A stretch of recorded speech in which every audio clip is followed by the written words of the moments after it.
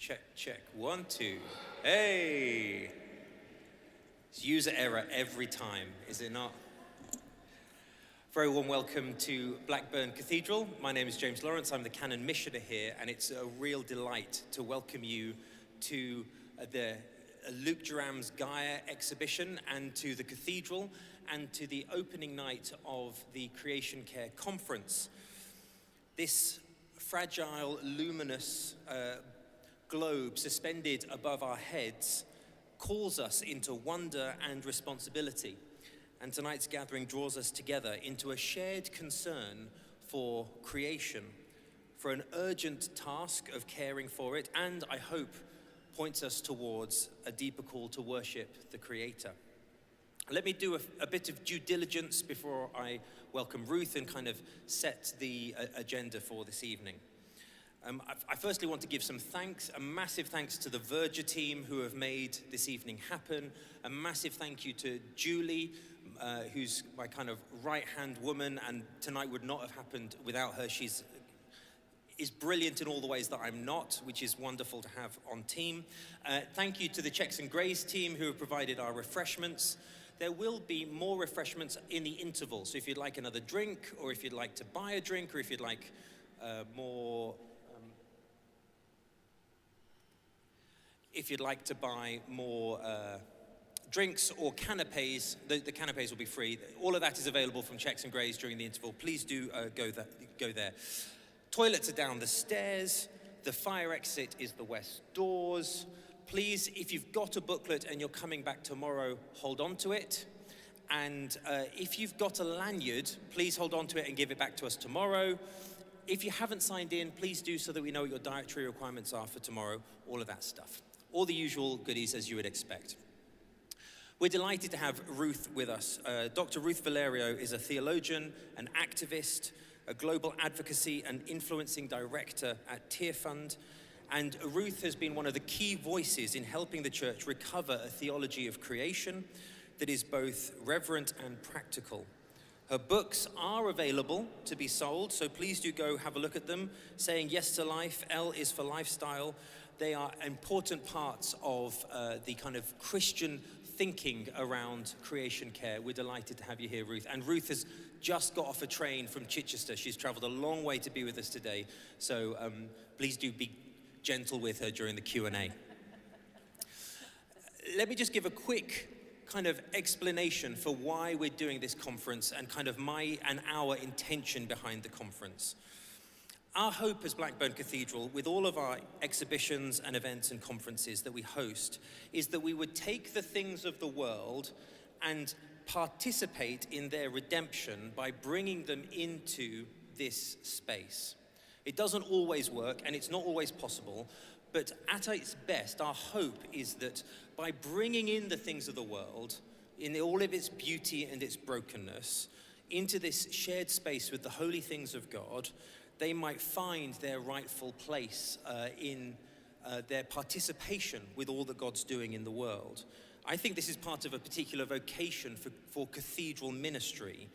And I really like the way Westminster Abbey does this. In the central altar at Westminster Abbey, it has written along the bottom a quote from Revelation chapter 11 that says, "The kingdoms of this world are become the kingdoms of our Lord and of Jesus Christ." And if you imagine Westminster Abbey, surrounding that altar are tombs of poets and scientists, nurses, soldiers, thinkers. Some of them have faith, some of them have no faith, some of them didn't know what they believed. And in the architecture, you see a kind of visual representation of a kind of physical theology where all of things, all of human achievement, even human doubt, is being gathered up and reunited and finding its rightful place around the central altar. So that same gospel vision is what kind of shapes the work that we're doing here. That as we bring Gaia, this, the name of a Greek god, and this big balloon into the cathedral, into the nave, it is automatically in conversation somehow with the altar, the place where we celebrate the sacraments. And so the created is made sacramental somehow in the work of God amongst us. This doesn't happen always perfectly. It's not always possible with some of the events that we do, but that's my hope, that's our hope in this conference over the next 24 hours and in a lot of the work that we try to do. And so finally, I hope that as we listen and learn together, our hearts and our imaginations might be equally reoriented towards Christ in gratitude and in reverence and in hope for the renewal of all creation. So with that being said, let's welcome Ruth and with a big applause, and then Ruth, whatever you want to say to us, we're looking forward to it. Thank you.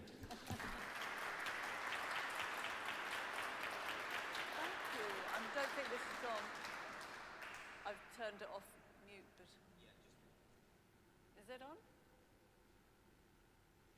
So it's. I can use that. That's fine. Yeah, no problem. Where's a verger when you need one, eh?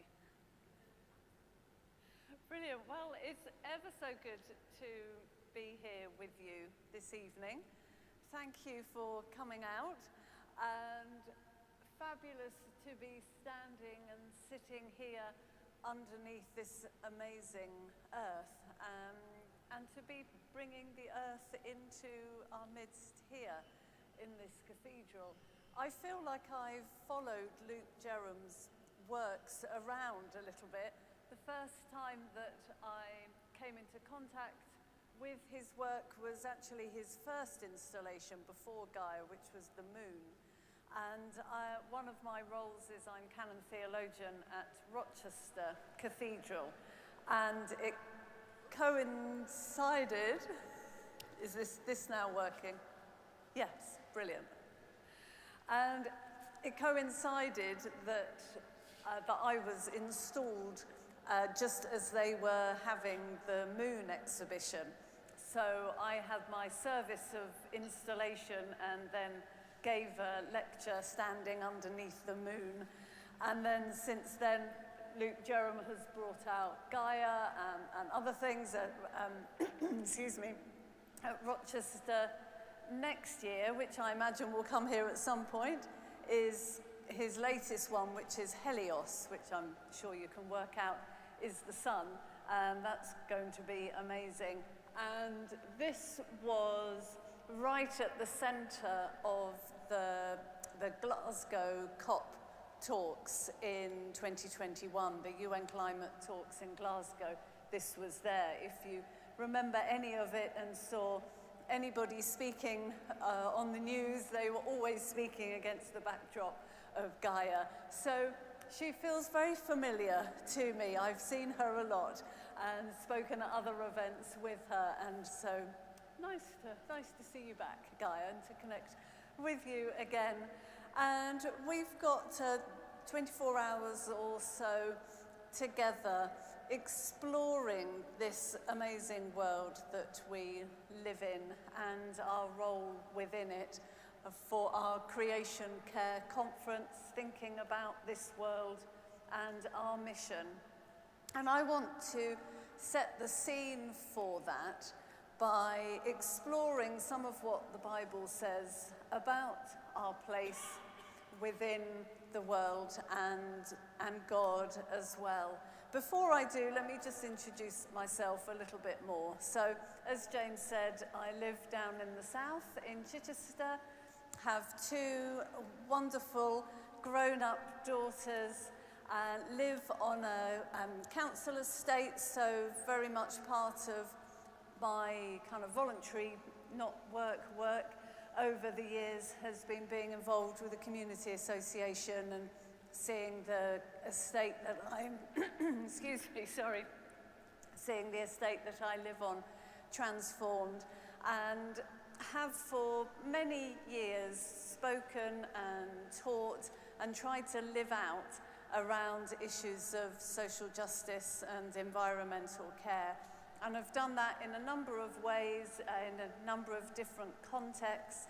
Some of you will know about Eco Church, and that was something that I was involved with launching however many years ago, and I think there's now something like 7,500 churches that are engaged with Eco-Church, and dioceses and cathedrals. I should have asked before whether you have any. We've got bronze and we're going for silver. Brilliant, brilliant. And Rochester, I've been working with them as well, and I, because living in Chichester Cathedral has actually got gold, which is brilliant. And then for a good number of years worked for Tear Fund as a director there, overseeing their advocacy and campaigns work and their theology work, but have actually now moved on from there and work for a wonderful smaller organisation called Embrace the Middle East. So about a year and a half ago or so, found myself working for an organisation absolutely focused on the Middle East. And we support local Christian organisations, local churches, as they work to tackle poverty and injustice in their communities. So we support organisations and churches in Iraq, Egypt, Lebanon, Syria, Israel, and the West Bank and Gaza. And I've just a few days ago got back from Lebanon, seeing some of the work that we support there. So for the last while, have found myself thrown into the maelstrom that is everything that we have been seeing on our TVs over the last while. And we have partners who work directly in Gaza. One of the hospitals there is run by the Diocese of Jerusalem, and we support there. They've been bombed some 6-7 times. So it's not personal because I'm aware that I don't live there, but the whole situation has become very personal to me as I now know people who are there. And being involved with the Middle East, so just coming back from Lebanon, you see just the impact of the climate crisis there. The Middle East is one of the regions most impacted by climate change, and countries are running out of water. Lebanon is running out of water. There are now these noisy water trucks that drive around, huge, not water trucks with bottles, but like great big containers on the back. And most people now buy in water a couple of times a week because it isn't available in the taps anymore. So we are facing a crisis, which I will come back to. But I want to start by telling you a story. And I'm going to base quite a bit of what I talk about this evening on saying yes to life, which was the Archbishop of Canterbury's Lent book a few years ago, and is based on Genesis 1, and is an exploration really of the themes that we're going to be looking at over our time together. And so I want to start by telling you a story, and I want to go back to the beginning. In the beginning, words that I'm sure are very familiar to you, particularly as we stand under Gaia. In the beginning, before the heavens and the earth existed, lived a god and a goddess. Apsu, the god of fresh water, and Tiamat, the goddess of salt water. Before meadowlands or reed beds had been formed, when there were no other deities and no destinies had yet to be decreed, these two mingled their waters, and from those waters came younger gods. Those younger gods grew in strength and stature and became wise and mighty. That's not quite the in the beginning that we're used to, is it? And the story goes on to tell about the rising of this one supreme god called Marduk, and all these other gods that come around from Apsu and Tiamat, who give birth to all these other sort of lesser gods. And Tiamat becomes, she goes rogue, basically. And then you have this long story of how the other gods fight and work to control her and contain her, and ultimately to destroy her. I'll come back to that. But why am I starting with a strange story about gods and goddesses when we're used to something very different that starts with "in the beginning"? Because I don't think we can understand Genesis 1 unless we understand the context within which Genesis 1 was likely to have found its final form. And I think that as we look at that context and understand more around what the author of Genesis 1 and later chapters 2, understand more of what that author is doing, it helps us today understand this world that we live in, understand God, understand our role and our place in this world. Genesis 1, for me, is not a text that is there for debate and discussion around evolution or creationism or those kind of debates that the church has got mired in sometimes. I think if we understand Genesis 1 in its fullness and what it's trying to do, then actually it gives us some really deep theological truths about God, about this world, and about people. And that's what I want to look at this evening. So let's start with God, the very best place to start, or the best person to start with. The story that I began telling you is called Enuma Elish, and it's the Babylonian creation story. Scholars think that Genesis 1 most likely found its final form actually not at the beginning of the story of the Israelite people, even though we have it at the start of our Bibles, but it most likely found its final form towards the end, in the bit of the Old Testament that we associate with the prophets, when the people of Israel were in exile in Babylon. And there's a whole load of reasoning why scholars think that we don't need to go into. But it's really interesting to think that you have the Israelite people, this minority people, living in this huge dominant culture, this massive empire. And this empire had its own story about how the world came into being, and about the different gods that were involved with that, and therefore about the place of humans. And in the light of that, almost as a polemic, you might say, our creation narrative comes in. So in Enuma Elish, you have all these fighting gods. There's a whole myriad of gods, and they're troublesome, they're quarreling.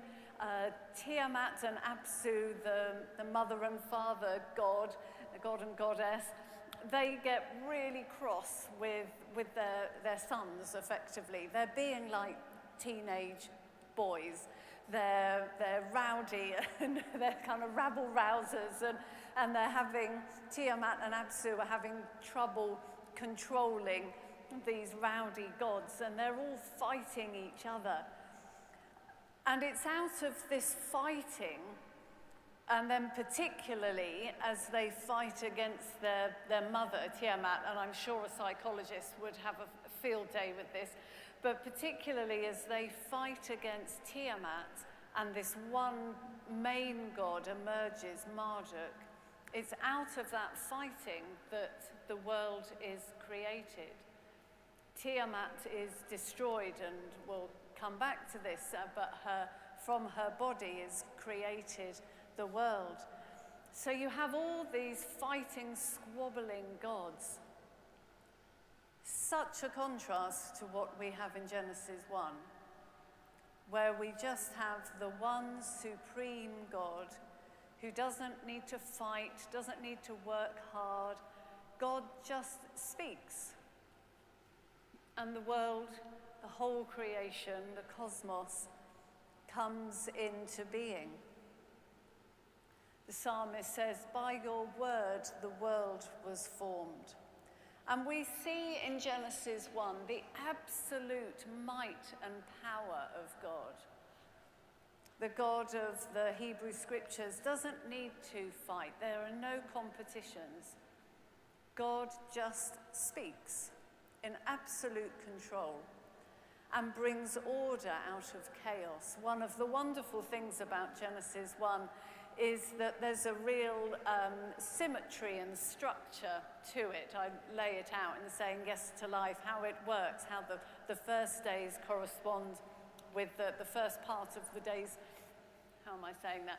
The first half of the days, 1 to 3, correspond with 4 to 6 in terms of creating the habitats, the environments then for what's created on the subsequent days to inhabit. And there's this beautiful sense of this supreme God bringing order out of chaos. God is the creator God. However you believe the world came into being, and as I said, this isn't about creationism or evolution. However you believe the world came into being, God is the creator God. We get further glimpses of this in Job 38. You know that, well, I haven't got it in front of me and I won't quote it properly, but you know those wonderful words as God thunders to Job. Where were you? Were you there when I laid the storehouses of the hail? Forgive me if I'm completely getting it wrong. Where were you when I did this? Where were you when I did that? The hugeness, the almightiness of this God who we worship. And I reflect sometimes on my own church tradition. I'm actually not Anglican. The position that I hold in Rochester Cathedral is an ecumenical position. And I think sometimes about my own church tradition, and I wonder if sometimes it's too familiar with God, and if sometimes I need reminding of that might and power of God that we see in Job 38. But then Job 38 goes on into Job 39, funnily enough. And if you read that, you then get this intimate picture of a God who not only opened the storehouses of the hail and the snow and did all these amazing things, but also watches the deer as she gives birth to her baby. And we get an image of a God who crouches down with God's creation in an intimate way. It's beautiful if you read those words in Job 39 and watches as the doe gives birth to the fawn and watches as the fawn grows up.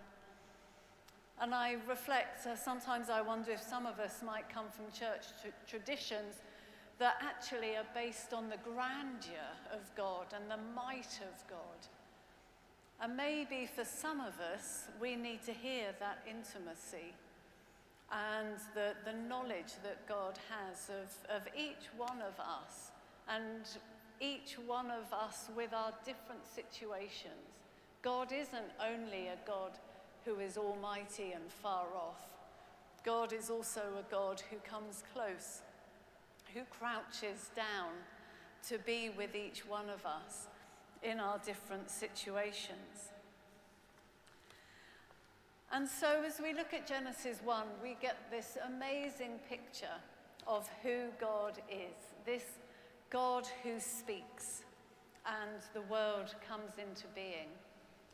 And I wonder if you've ever thought, why did God create? And we don't know, do we? We don't know, and we don't know how. We're just given pictures.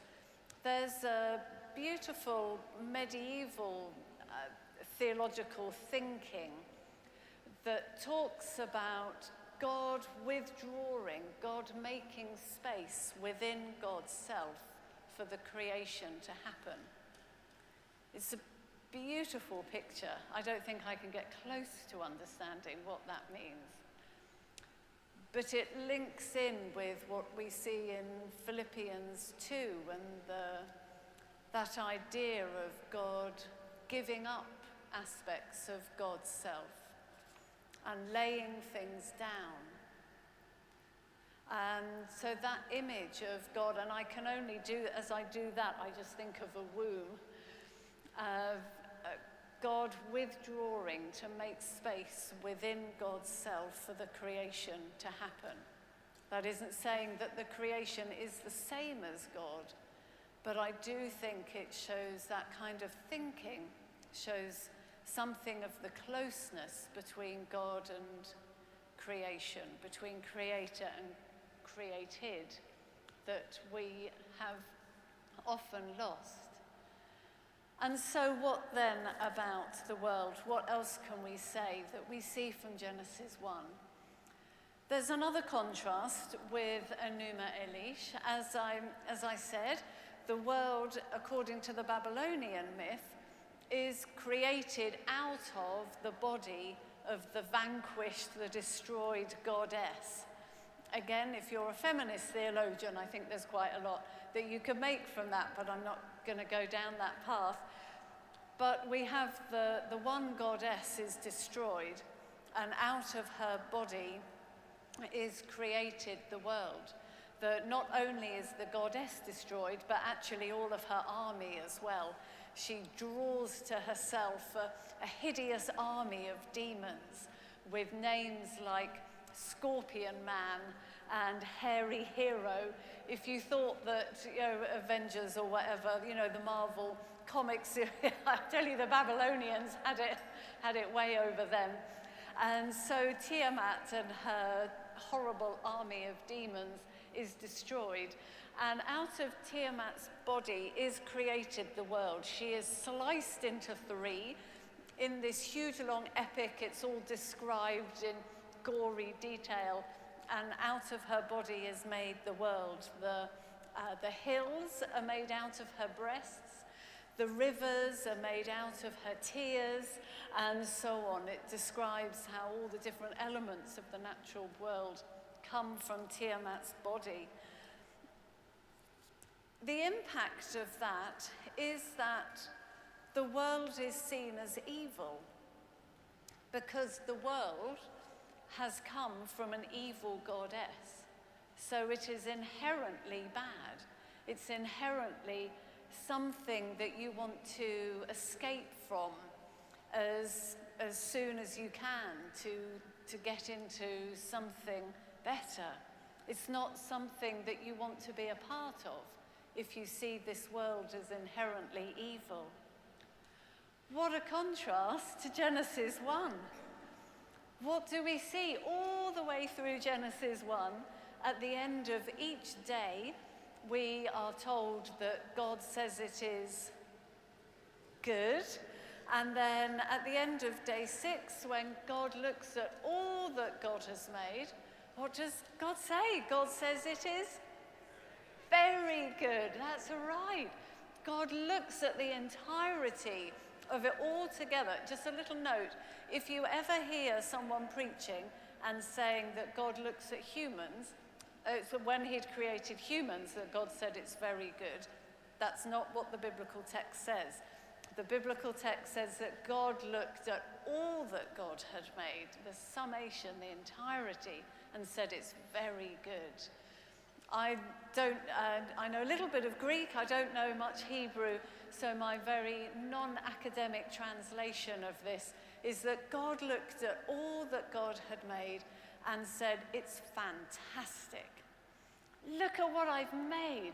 Do you know, if you've made something wonderful, you've cooked a fabulous meal, or you've done something, a brilliant project at work, or if you're creative and you've done a painting, or I don't know what it is, you turn to the person closest to you and you say, look at this, isn't this amazing? And this is kind of what God is doing in Genesis 1:31. God looks at what God has made and says, it's fantastic. And that is such a contrast to the Babylonian epic. And I wonder whether some of us in our thinking have been brought up to think more like a Babylonian than like someone who reads the Jewish and the Christian scriptures, where all the way through the natural world, the material, the physical world is seen as very good. One of the things that I loved about writing Saying Yes to Life is that, so each chapter, it's got 6 chapters, each chapter is based on one of the days in Genesis 1, and it tracks through that, and then the conclusion is day 7 and Sabbath rest and so on. And I weave in faith thinking and then look at what was made on that day, the situation that it's in today, how churches around the world are responding, and also some scientific things. And one of the things, I think my main aim in writing this was that I wanted people to fall in love with this world, particularly Christians, who so often are just implicitly taught that loving the natural world isn't quite a part of our faith.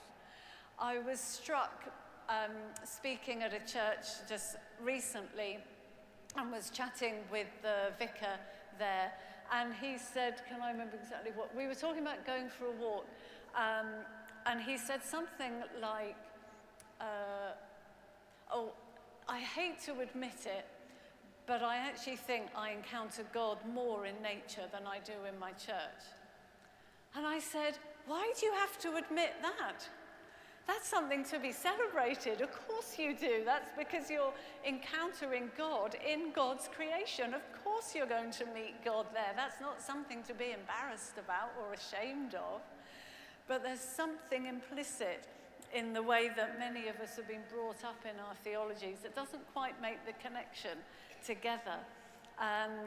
One of my favorite passages was talking about the creatures. So this is in the Let the Land Produce Living Creatures. I just want to read this paragraph out.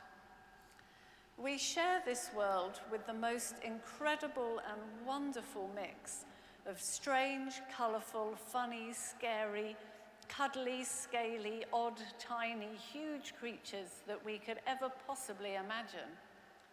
Who could have thought up the star-shaped mole of North America with its 22 little tentacles on the end of its nose, or the tiny elusive primate called the tarsier of Southeast Asia with its huge eyes and its ability to turn its head 180 degrees and super long back legs? Who would make up the Saiga antelope of Eurasia with its strange nose that comes down over its mouth, or the aardvark of sub-Saharan Africa with its long tongue and kangaroo-like ears, or the lion-tailed macaque of India with its stunning silver white mane and tail that ends in a tuft like a lion's? Who would think to put such tufty ears on the European lynx? And whoever could have imagined the duck-billed platypus with its duck-like bill and beaver-like tail? Wherever in the world we live, in the city or in the countryside, we have amazing creatures around us. Just to inspire in us that we live in this absolutely wonderful world, and a wonderful world that God loves, that hasn't been created from an evil deity, but has been created from the very being of a very good God. God speaks. This world comes from God's very breath, from God's spirit, ruach. There is something of God in this world, in this creation. So we live in a wonderful world. And yet, of course, we also live in a wounded world. And I guess we're here with this conference because we know that our world is in trouble. We know that there are deep, deep, serious challenges that are facing it. I sometimes teach an MA at a university on environmental ethics. And I start off by getting the students into pairs and asking them to make a list of every single environmental problem and issue that they can think of. And then we go round, start with one pair, they say one thing, and then the next pair, and when we've got round the room, then we go round and we go round the list again. And it can take ages. We're going backwards and forwards until everybody till all the different things that are on people's lists have been covered. We won't do that this evening, and I'm not going to take you through the whole list of environmental issues that we're facing. But it is to make the point that our world is in trouble. Three particular issues that I think we're facing are the climate crisis, of course, and we are talking here just days after all that we've been seeing on the news in Jamaica and Cuba and in the Bahamas. That has been caused by the climate crisis. The scientists are saying that kind of event is 4 times more likely because of climate change.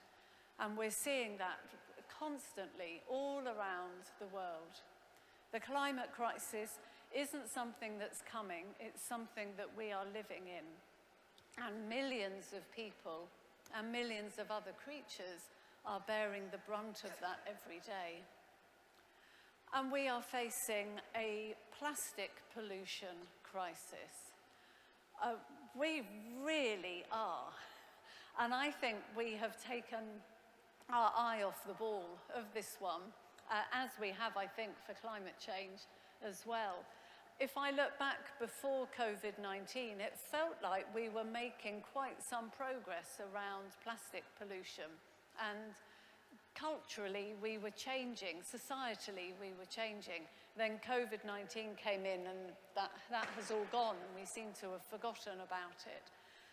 But we are still facing a crisis of plastic pollution.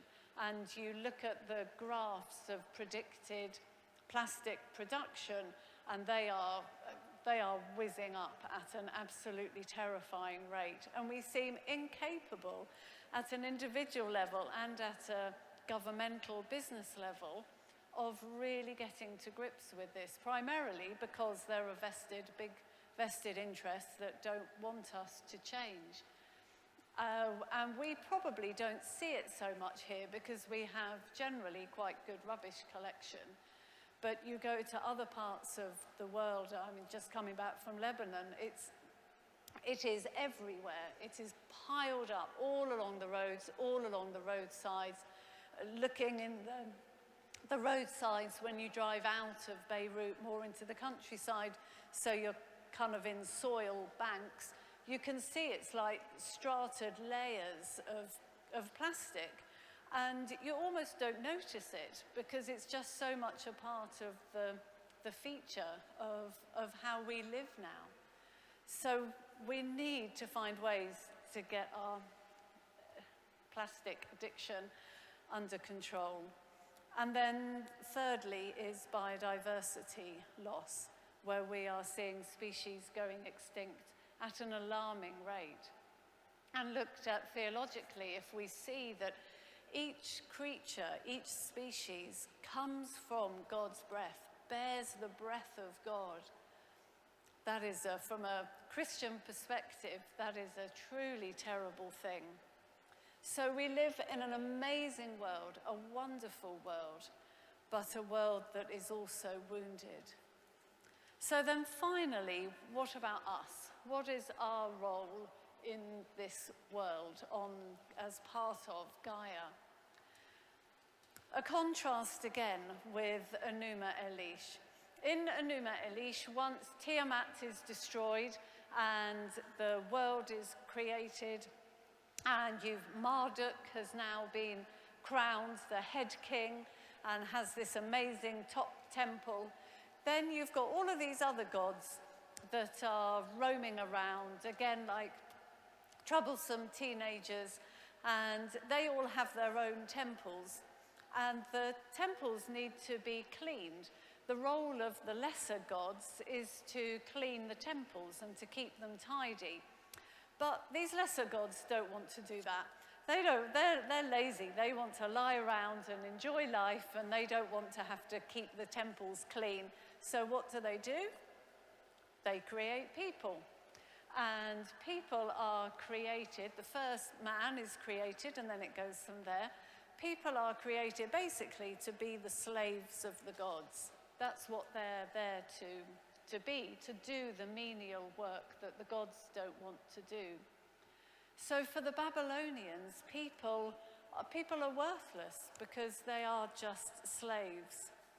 Again, what a contrast to what we see in Genesis 1, where we see that human beings are created in the image of God. Not as slaves, yes, with a job to do, very much with a job to do actually of looking after this temple of the world. So similar with Enuma Elish, but not seen as slaves, actually seen that this is a noble task and a worthy task, something that we do in order to represent and to reflect and to image the God who we worship and serve. And we are here not just as slaves, but as friends of God, those who walk with God in the cool of the evening until, of course, we choose to do differently. And this idea of us being created in the image of God is a noble task. We are the final species created with the express purpose of being created to look after everything else, to be the servants of everything else. When you think about what it means to rule, we're told to rule over what God has created. But when you think of God's idea of ruling that we see in the Hebrew scriptures, ruling is all about ruling with love and justice and compassion, care for the other, and actually ultimately about servanthood. So yes, we are rulers, but we are servant rulers. Genesis and the wider scriptures turn that idea of ruling kind of upside down on its head so that we don't have any sense of arrogance in how we see our relationship with the wider natural world. This idea of being made in the image of God is also a radical democratization and a radical equalizer. In Babylon, there was only one person who was in the image of God, and that was the king. So this phrase, the image of God, wasn't an unknown phrase. It wasn't something that the writer of Genesis kind of made up and plucked out of the air, so to speak. There are tombs, inscriptions on tombs in Babylon where the king is described as being the image of whichever god, probably Marduk, that the king worshipped. In Babylon, only the king is in the image of God, and the rest of the people are servants, slaves, serfs, peasants. But in our Christian Hebrew scriptures, all people are made in the image of God. All people are equal. And therefore, that is why poverty and injustice and deep inequality are an absolute affront to God, because they go against God's creation of us as being made equal. And so there's that radical democratization there. All of us have been created in order to look after what God has made. And we are here to be those ones who serve the wider natural world. And to see ourselves not as separate to the world, but as part of it. So often in our Christian theology, in our secular thinking, we see ourselves as separate. We have the environment here and people over here. And the environment is like this kind of stage that we live our lives on. or this context for us. And we have it even in our Christian language. We talk about creation and creation care as if that means caring about everything other than humans, as if we're not part of creation. But we are. We are part of the whole community of creation. Genesis is clear. Genesis 1 is clear that this description of us as being made in the image of God is the only thing that separates us from the other living creatures. All living creatures have the breath of God in them. Other living creatures are given the mandate and the blessing to multiply and to increase. The one thing that separates us out is that we are made in the image of God. And in being made in the image of God, that gives us a job, a noble job to do, which is to be looking after the rest of what God has made. And that is what we are going to be exploring for the rest of our time together, as to how we can do that well as individuals, but particularly in our churches. And so I hope that's a helpful foundation for the rest of the conference. And I will pause there.